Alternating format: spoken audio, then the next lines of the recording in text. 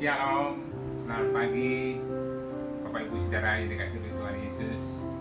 Kita berjumpa kembali ibadah singkat pada pagi ini, dan kita akan memperingati Jumat Agung yang biasanya kita adakan bersama-sama di gereja.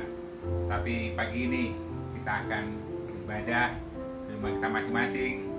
Kita akan memuliakan nama Tuhan, kita akan merenungkan firman Tuhan, supaya makna kematian Tuhan Yesus itu terus sangat berarti di dalam setiap kehidupan kita. Sebelum kita akan berdoa bersama-sama, kita akan nyanyikan satu pujian.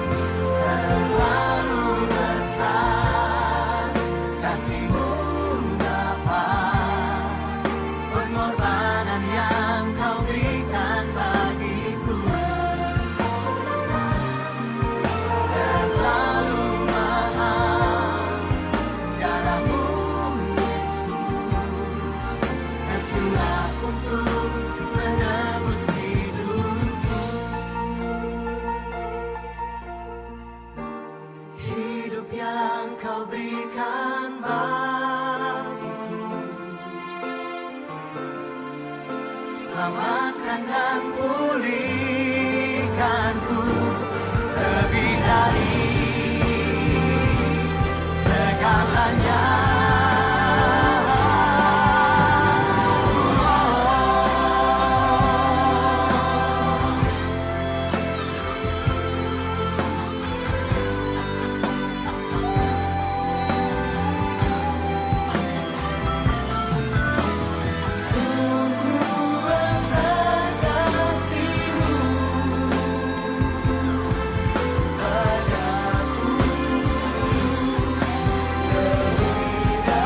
Sama-sama terlalu besar kasih-Mu, pengorbanan yang Kau berikan bagiku.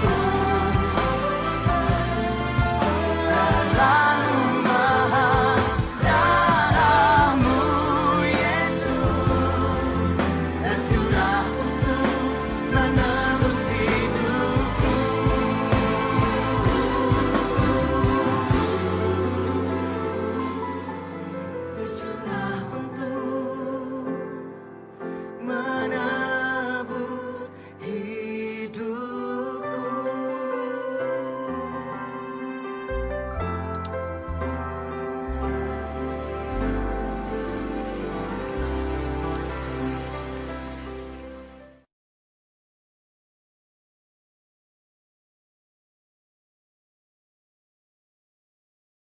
Mari kita akan berdoa bersama-sama sebelum kita akan merenungkan firman Tuhan. Bapa yang kami sembah di dalam nama Tuhan Yesus, terima kasih. Sungguh sangat senang pada pagi ini kami boleh mendapatkan kekuatan yang baru yang dari Tuhan. Dan pagi ini kami boleh di hadapan Tuhan, dan kami akan beribadah, dan kami akan memuliakan Tuhan, mengagungkan nama Tuhan di dalam setiap kehidupan kami. Dan terlebih kami ingin merenungkan kebenaran firman-Mu, di mana kebenaran firman-Mu itulah yang akan selalu menuntun, menguatkan di dalam setiap kehidupan ini. Terlebih pada waktu kami pada pagi ini memperingati hari Jumat Agung, dan kami akan merenungkan kebenaran firman-Mu. Terima kasih Tuhan, kami bersyukur, dan berikan konsentrasi, berikan hikmat, akal budi daripada Tuhan, dan kami membuka hati dan pikiran kami supaya kebenaran firman-Mu mendapat tempat yang layak dan akan bertumbuh di dalam setiap kehidupan ini. Terima kasih Tuhan, hidupkan firman-Mu di dalam setiap pribadi lepas pribadi, di dalam nama Tuhan Yesus. Amin. Bapak Ibu Saudara sekalian dalam Tuhan, kalau kita masih ingat minggu yang lalu saya menyampaikan kebenaran firman Tuhan yang ada hubungannya dengan menjaga hati dan pikiran kita. Dan saya mengambil di dalam kitab Yohanes 3:16. Situ menceritakan atau memberikan makna. Sekali lagi saya akan ulang, yaitu Allah sendiri datang kepada manusia. Kemudian Allah memberikan jalan keluar di dalam segala permasalahan di dalam setiap kehidupan kita. Begitu juga Allah memberi jaminan di dalam setiap kehidupan kita. Itu adalah sesuatu sungguh sangat mulia dan sungguh sangat berarti dalam kehidupan ini, di mana pada waktu kita menghadapi masa-masa yang saat ini ya seperti sangat menakutkan, tapi Tuhan katakan jangan takut karena Tuhan selalu ada. Tetapi ada satu perkara yang luar biasa sebenarnya yang perlu menjadikan satu renungan dan menjadikan satu pemikiran di dalam kehidupan kita, yang walaupun saat ini sedang mengalami sesuatu yang boleh katakan menggoncangkan dunia, masalah virus, masalah COVID-19, atau masalah hal yang lain. Tapi sebenarnya ada satu perkara yang sebenarnya sangat-sangat menakutkan dan perlu menjadikan sesuatu yang perlu kita pikirkan, yaitu sebenarnya adalah masalah dosa. Ya, masalah dosa. Kenapa? Katakan hal ini perlu menjadikan sesuatu perenungan dalam kehidupan kita. Kita tahu kalau misalnya virus ada masa-masa yang akan berhenti. Tetapi kalau masalah dosa, kalau terus akan menguasai di dalam kehidupan manusia, maka bukan hanya mati secara jasmani, tapi juga akan mati secara rohani. Maka dari itu di dalam pagi ini kita yang sedang memperingati atau akan merenungkan firman Tuhan di hari Jumat Agung ini, saya akan mengambil satu pokok hal yang sangat berarti, yaitu di mana makna kematian Tuhan Yesus untuk kehidupan kita manusia. Dan ini ternyata ada sesuatu hal yang sangat berarti dan perlu kita renungkan hal ini dan perlu kita maknai di dalam kehidupan kita. Memang banyak hal sebenarnya yang menceritakan atau menggambarkan atau memaknai tentang kematian Tuhan Yesus untuk kehidupan kita manusia, yaitu sesuatu hal yang katakan bahwa manusia akan mengalami kegagalan yang terjadi dalam kehidupan ini tanpa kematian daripada Tuhan. Itu adalah sesuatu hal yang sangat-sangat menyakitkan, sangat menyedihkan, dan membuat kehidupan manusia ini tidak berdaya. Maka dari itu, dengan makna kematian Tuhan Yesus di atas kayu salib ini, saya akan mengambil 3 poin tentunya yang ada di dalam kebenaran firman Tuhan, yang menceritakan, menyampaikan kebenaran firman Tuhan untuk setiap kehidupan kita. Yang pertama, kita akan membaca di dalam kitab Kolose pasal 1 ayat 21 dan 22. Firman Tuhan katakan demikian. Kolose pasal 1 ayat 21 dan 22. Firman Tuhan katakan demikian. Juga kamu yang dahulu hidup jauh dari Allah dan yang memusuhinya dalam hati dan pikiran seperti yang nyata dari perbuatanmu yang jahat. 22. Sekarang diperdamaikannya di dalam tubuh jasmani Kristus oleh kematiannya untuk menempatkan kamu kudus dan tak bercacat di hadapannya. Sesuatu hal sangat mulia, luar biasa. Tuhan katakan bahwa kehidupan manusia tanpa diperdamaikan oleh Allah, maka semuanya itu akan menjadi sia-sia. Kenapa? Kita tahu firman Tuhan menceritakan bahwa manusia hidup di dalam dosa. Awal tadi saya katakan bahwa dosa itu adalah memisahkan kehidupan manusia dengan Allah. Itu yang terjadi. Tetapi kita tahu Jumat Agung kita memperingati tentang kematian Tuhan. Dan di sini saya mengambil satu poin yang pertama tadi, bahwa kematian Tuhan itu untuk memperdamaikan manusia dengan Allah. Di mana manusia yang sudah tidak berdaya, sudah kehilangan kemuliaan Tuhan, dan manusia tidak bisa lagi berkenan di hadapan Tuhan. Itu yang terjadi, yang ada. Tapi Tuhan katakan, dengan kematiannya manusia diperdamaikan. Sesuatu yang luar biasa. Diperdamaikan berarti dipersatukan kembali, diperkenan kembali. Yang tadinya sudah nggak layak, dilayakkan. Yang tadinya tidak bisa terjadi kembali. Bagaimana manusia diperdamaikan dengan Allah. Sesuatu hal yang luar biasa. Maka dari itu, kalau kita boleh mengambil makna hal ini, mengandung arti yang sangat dalam, yaitu Allah memperdamaikan dirinya kepada manusia yang berdosa itu. Dan itu sebenarnya tidak bisa dikerjakan oleh manusia, kecuali hanya Allah sendiri. Maka itu Yesus mau rela mati di atas kayu salib itu untuk manusia bisa berdamai kembali dengan Allah. Ya, maka itu inilah yang saya mengambil poin yang sangat berarti, karena semua kehidupan tidak ada gunanya kalau manusia tidak bisa berdamai dengan Allah. Artinya manusia kehidupan di dalam dosa, dan itu yang akan sangat menyedihkan, bukan hanya di dalam dunia ini, tapi sampai kekal, sampai selama-lamanya. Tapi kita bersyukur kematiannya membawa manusia boleh berdamai dengan Allah. Itu yang pertama. Kemudian yang kedua, Tuhan katakan setelah manusia diperdamaikan dengan Allah, manusia hidup di dalam dunia ini. Nah, untuk menjalani kehidupan manusia di dalam dunia ini ternyata tidak mudah. Banyak pergumulan, banyak tantangan, banyak masalah yang harus dihadapi. Selain, kalau kita boleh menungganya, masalah kehidupan kita secara pribadi. Begitu juga masalah tantangan yang ada, yang dikuasai oleh kuasa kegelapan atau kuasa iblis. Tapi firman Tuhan katakan bahwa Tuhan sudah mengalahkan kuasa iblis itu pada waktu dia salibkan di atas kayu salib itu, dan kuasa iblis itu sudah dikalahkan. Kita akan membaca di dalam kitab Ibrani pasal yang kedua, ayat yang ke-14. Firman Tuhan katakan demikian.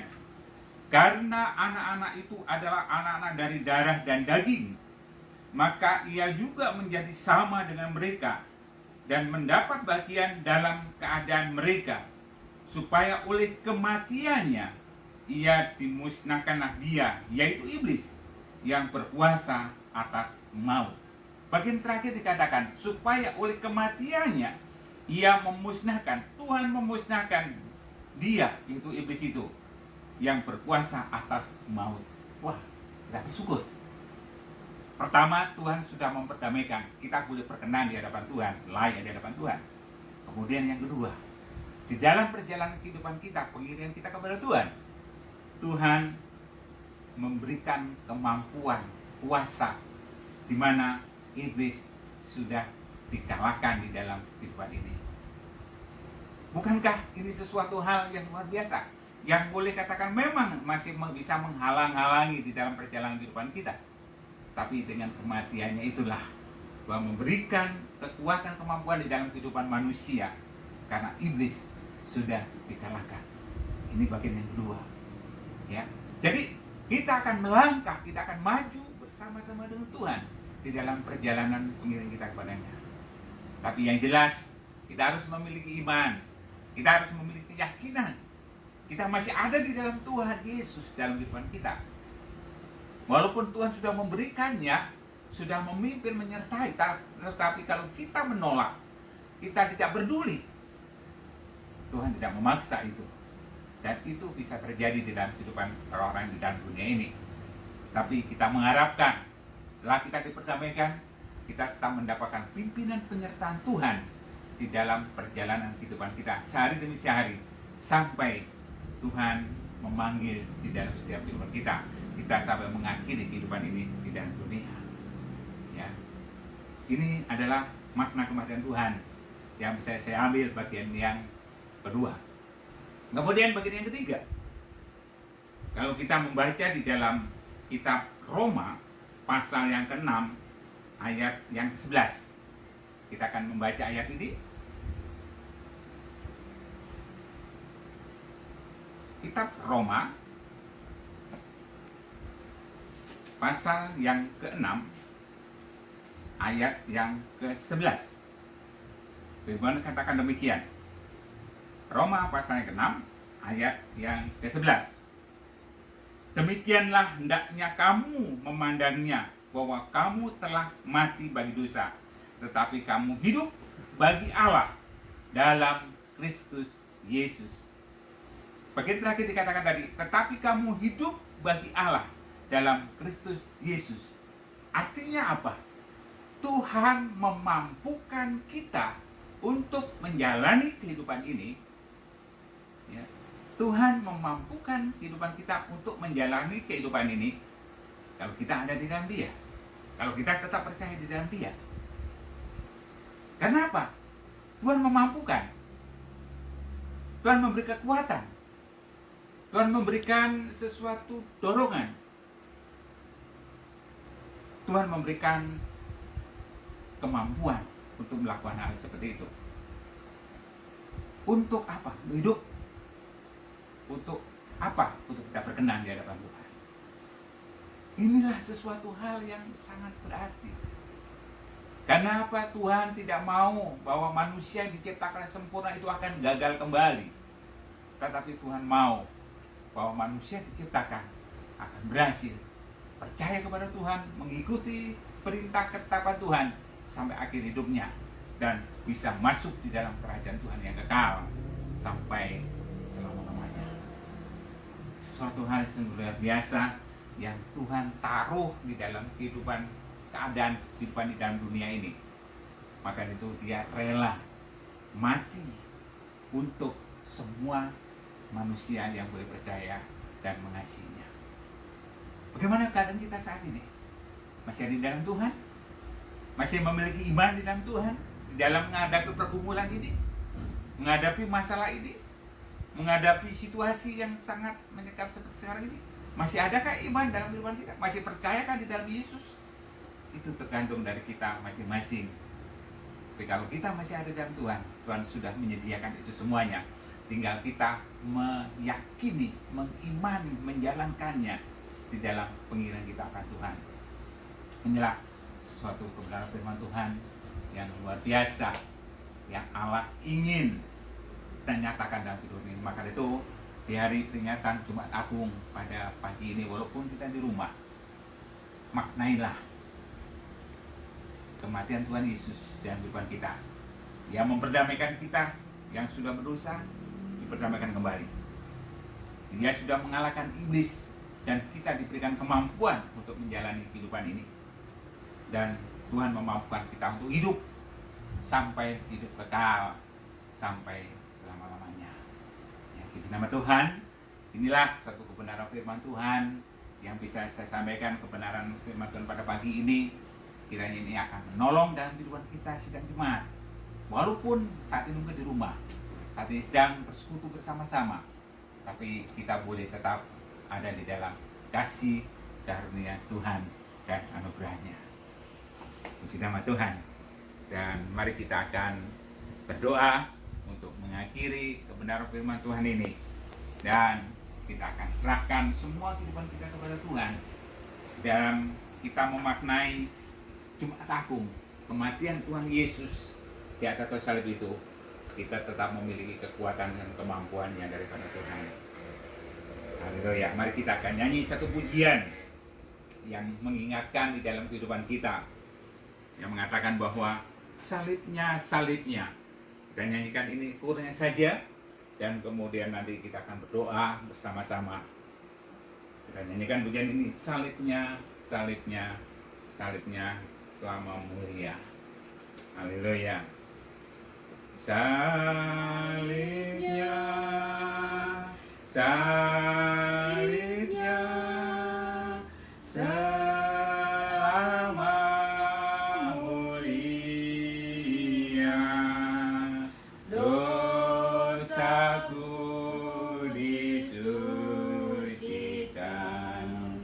oleh darah Yesus. Salibnya, salibnya, selama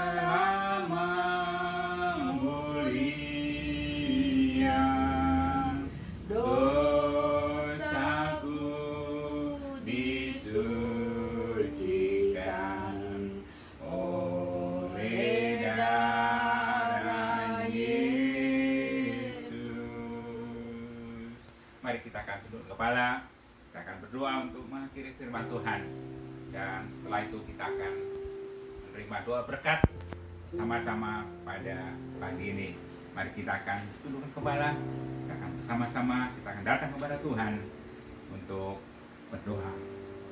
Bapa yang baik, yang kami sembah di dalam nama Tuhan Yesus, kami bersyukur pada pagi ini kami boleh merenungkan kebenaran firman-Mu, di mana kami boleh memperingati tentang kematian Tuhan, hari Jumat Agung, di mana Tuhan menyerahkan hidupnya, di mana Tuhan mengorbankan hidupnya, menderita di atas kayu salib itu, supaya kami manusia yang berdosa ini dikembalikan lagi, diperdamaikan kembali dengan Tuhan, supaya kami boleh memiliki hidup, dan bahkan kami diberikan kemampuan untuk mengalahkan kuasa-kuasa yang ada di dalam dunia ini, yang selalu menghalangi, yang coba akan menggagalkan dalam kehidupan ini.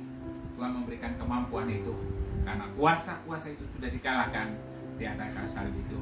Terima kasih Tuhan, terima kasih. Begitu juga, dan Tuhan menyatakan di dalam dirinya, supaya kehidupan kami boleh memiliki kehidupan, kemampuan untuk menjalani kehidupan ini. Terima kasih Tuhan Yesus, terima kasih. Kami bersyukur atas kebenaran firman-Mu. Tanamkan sesuai dengan rencana kehendak-Mu dalam setiap pribadi kami, lebih pribadi, supaya kami boleh tetap memiliki kasih, memiliki anugerah keselamatan yang dari Tuhan, karena kami adalah orang-orang yang beriman, percaya kepada Tuhan Yesus. Terima kasih Tuhan, dan ucap syukur untuk semuanya ini. Inilah doa dan ucapan syukur kami. Semoga kami serahkan ke dalam tangan kuasa-Mu. Kami mohon di dalam nama Tuhan Yesus, kami doa dan ucap syukur. Haleluya, amin. Selanjutnya kita akan mengakhiri doa ibadah, doa singkat pada pagi ini, dan kita akan masuk di dalam doa syafaat.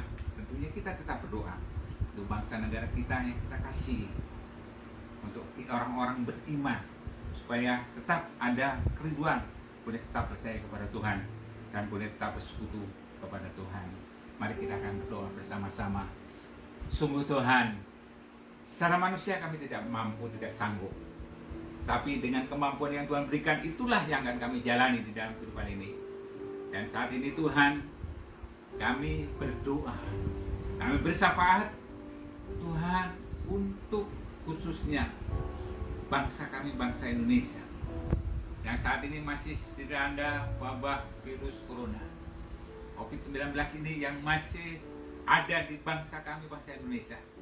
Tapi kami yakin dan percaya Tuhan, umat-umatmu, anak-anakmu berseru pada Tuhan supaya semua virus yang akan berlalu dan tidak lama lagi Tuhan akan selesai semuanya, supaya anak-anak Tuhan, bangsa kami ini akan boleh bebas, boleh berusaha, boleh bekerja, aktivitas, melakukan segala hal-hal yang ada hubungannya dengan kegiatan pekerjaan. Begitu juga dengan peribadatan yang berlangsung.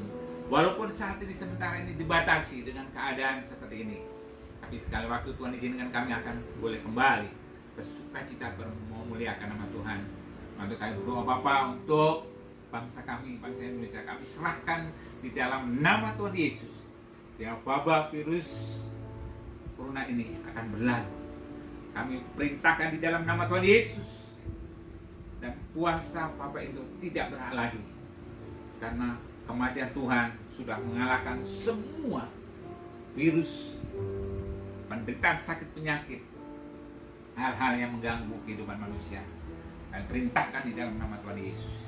Terima kasih Tuhan, terima kasih. Memberikan hikmat, kekuatan kepada para pemimpin bangsa kami.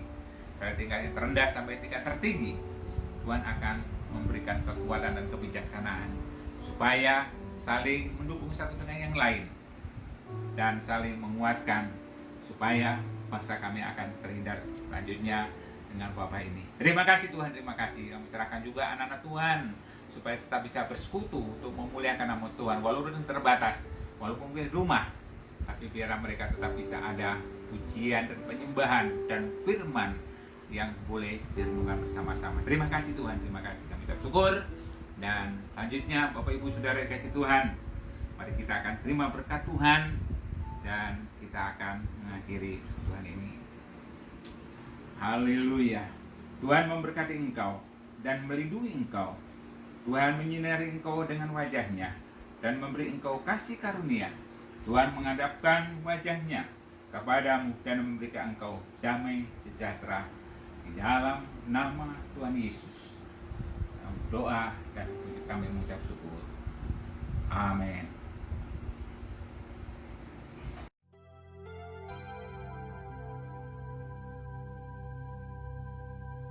Bapa kami yang di surga,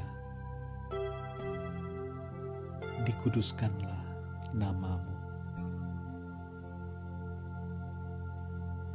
Datanglah kerajaan-Mu. Jadilah kehendak-Mu di bumi seperti di sorga. Berikanlah kami pada hari ini makanan kami yang secukupnya, dan ampunilah kami akan kesalahan kami, seperti kami juga mengampuni orang yang bersalah kepada kami. Dan janganlah membawa kami ke dalam pencobaan, tetapi lepaskanlah kami daripada yang jahat. Karena Engkaulah yang empunya kerajaan dan kuasa dan kemuliaan sampai selama-lamanya.